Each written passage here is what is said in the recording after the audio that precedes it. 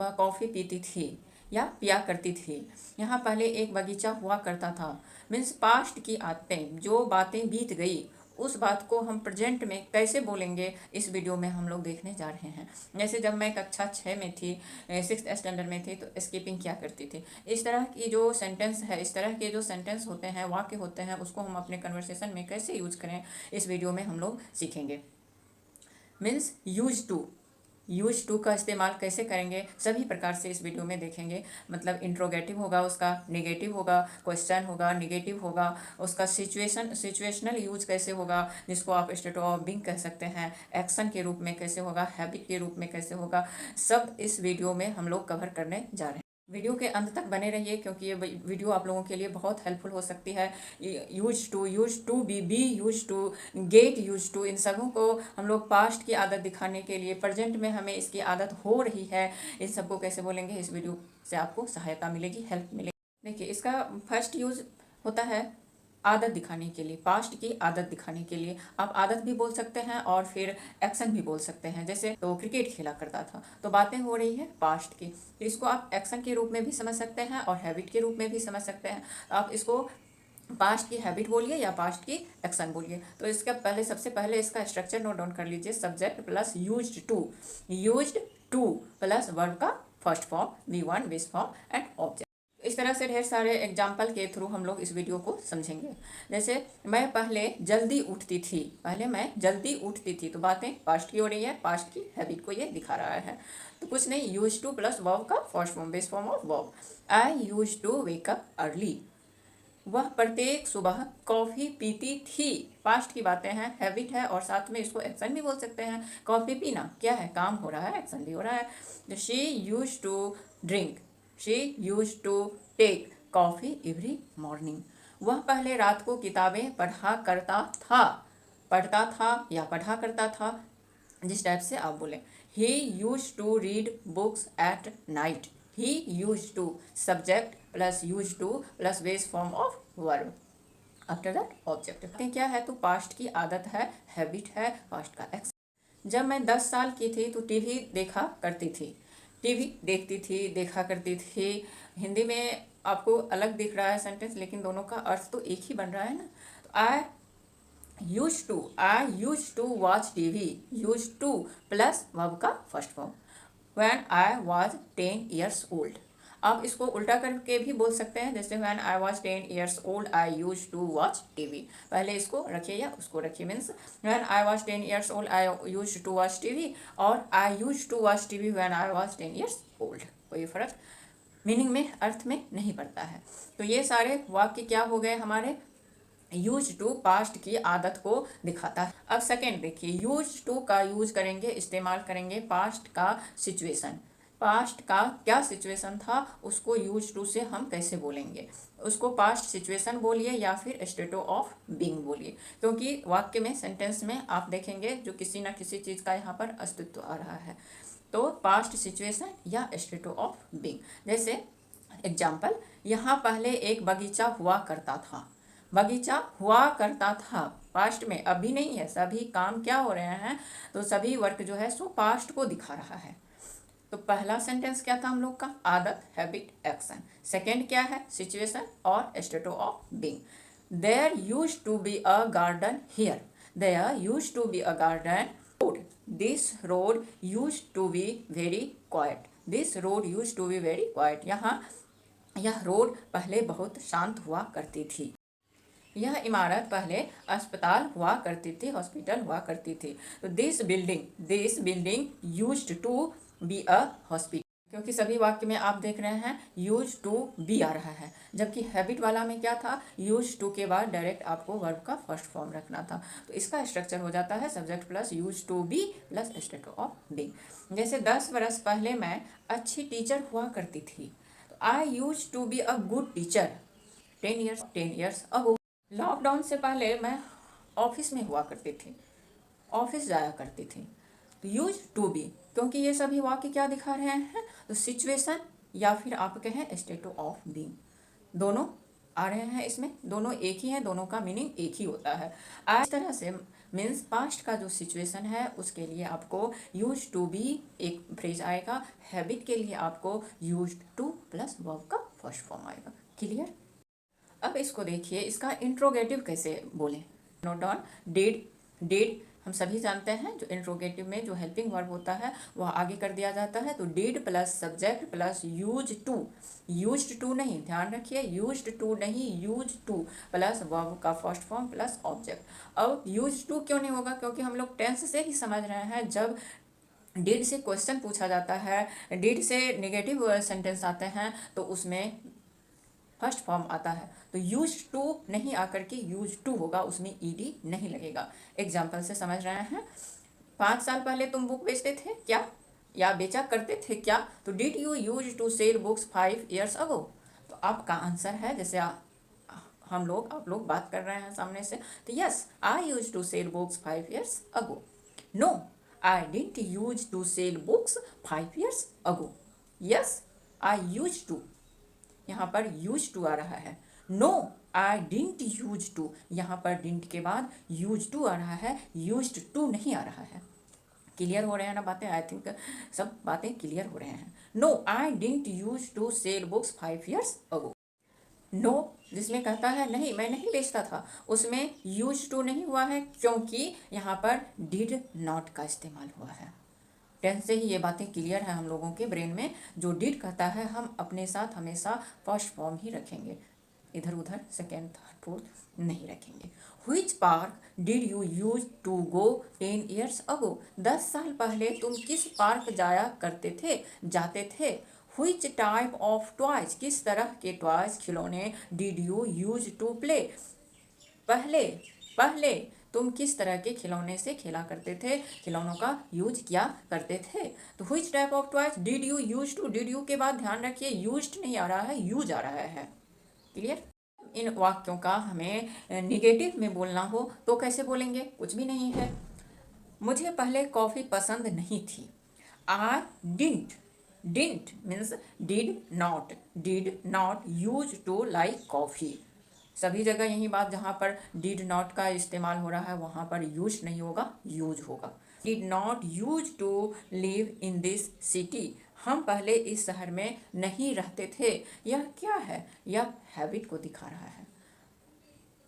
हमें कॉफ़ी पीने की आदत नहीं थी, हम इस शहर में नहीं रहते थे, हमें यहाँ पर रहने की आदत नहीं थी, और कुछ भी नहीं है। सिर्फ इस सेंटेंस में हमें ये दिमाग में रखना है, जब डिड आता है तो उसके साथ हमें यूज्ड ईडी नहीं लगाना है, यू एस ई तक ही रख देना है, और कुछ भी नहीं है। क्लियर?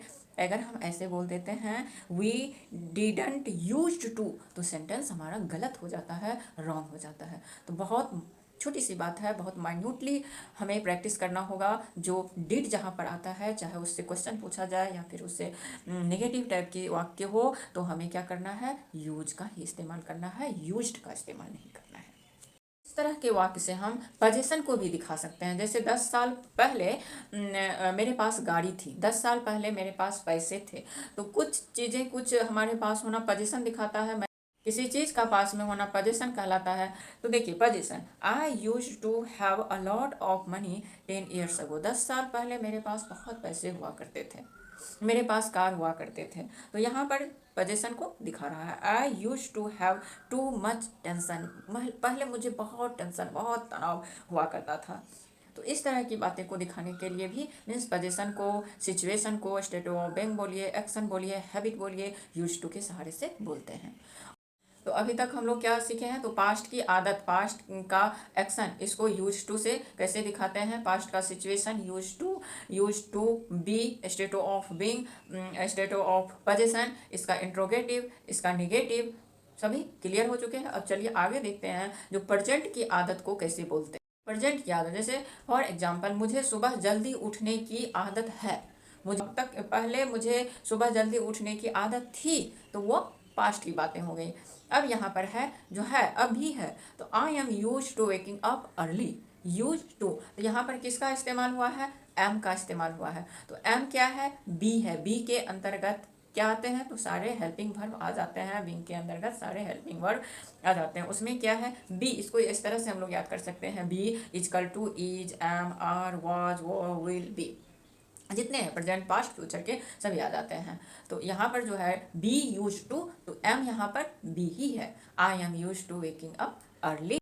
फॉर एग्जाम्पल, उसे चाय पीने की आदत है। He is use to taking tea. यहाँ पर टेक में आईएनजी, वर्ब में आईएनजी आया है, टेकिंग टी। अब दूसरा सेंटेंस देखिए, I am use to this kitchen, I am use to this room.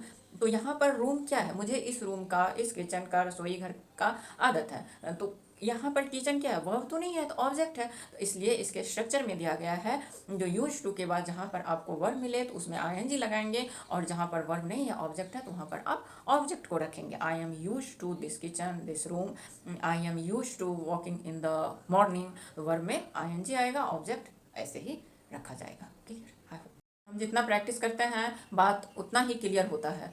तो यह आदत कब की है, तो प्रेजेंट की है, कंफ्यूज नहीं होना है। पहले जो हम लोग प्रैक्टिस किए वो क्या थी, तो वो पास्ट की आदत थी, लेकिन ये प्रेजेंट की आदत है जिसमें कि एम इज आर लग रहा है, मीन्स बी का फॉर्म देखते हैं, जहाँ पर कि सिचुएशन आती है, मीन्स स्टेट ऑफ बीइंग आती है। प्रेजेंट में देखा, अब सिचुएशन को देखते हैं। She is use to the noisy city life, मतलब उसे शोर भरे शहरी जीवन की आदत है।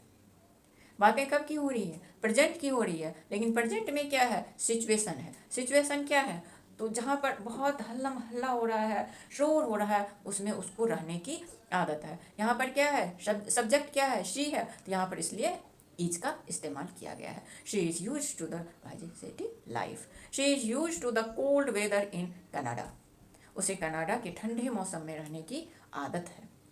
बी यूज टू में पास्ट की आदत। अभी तक हम लोग ने प्रेजेंट देखा, अब देखते हैं पास्ट की हैबिट क्या है। जैसे when I lived in London I was use to the cold weather. जब मैं लंदन में रहती थी, जब आप लंदन में रहते थे तो आपको कोल्ड वेदर की आदत थी। तो when you lived in London, you है यहाँ पर तो हो रहेगा यू, और use to the cold weather. अब इस बात को ध्यान में रखिए, वाज और तो आ रहा है, तो लेकिन यहाँ पर यूज टू नहीं हो करके यूज टू हो रहा है। तो यूज टू कहाँ होता है, जहाँ पर डिड आता है। जैसे मैं पहले भी बताई हूँ, डिड कहता है नहीं, मैं हमेशा अपने साथ जो बेस फॉर्म है मैं उसी को कैरी करूँगा, इधर उधर नहीं चलेगा। वह अपने मैरिज से पहले अकेले यात्रा करती थी, लेकिन अब नहीं करती है। ये क्या है, तो पास्ट की बातें हो रही है। She used to travelling alone before marriage, past की बातें हो रही है, याद रखें। इससे पहले हम लोग क्या किए हैं, तो प्रेजेंट की, जिसमें कि एम इज आर का इस्तेमाल हुआ था। अभी पास्ट की बातें हो रही है जिसमें वॉज और का इस्तेमाल हो रहा है। ये सारे फॉर्म किससे निकला है, तो बी से। बी सभी के क्या है, तो ग्रैंडफादर हैं, और ये सभी उनके बच्चे हैं। We were used to eating, having dinner at 6 p.m. हम लोगों को शाम 6 बजे खाना खाने की, डिनर खाने की आदत थी। He was used to working night shifts. उसे रात के शिफ्ट में, रात का जो वर्किंग आवर होता है उसमें काम करने की आदत थी। तो he was, यहाँ पर हम लोग be का यूज सीख रहे हैं, याद रखें कृपया।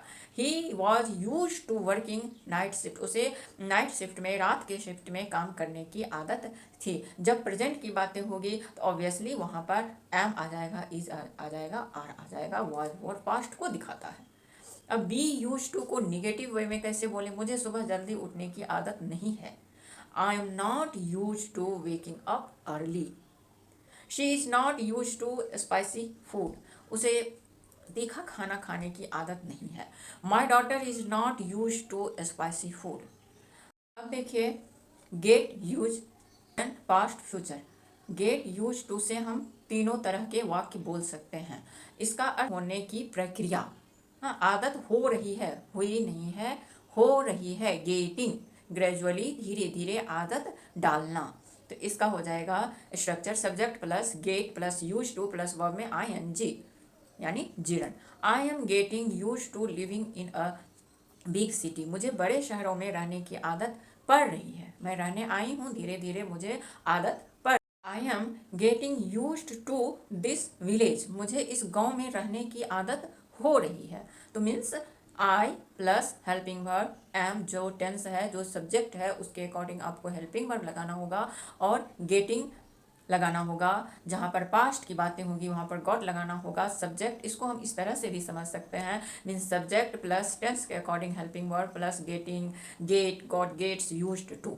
जो फॉर्म हमें गेट का लगाना होगा हम लगाएंगे। He gets used to this environment within a week, इस तरह से हम बोलते हैं।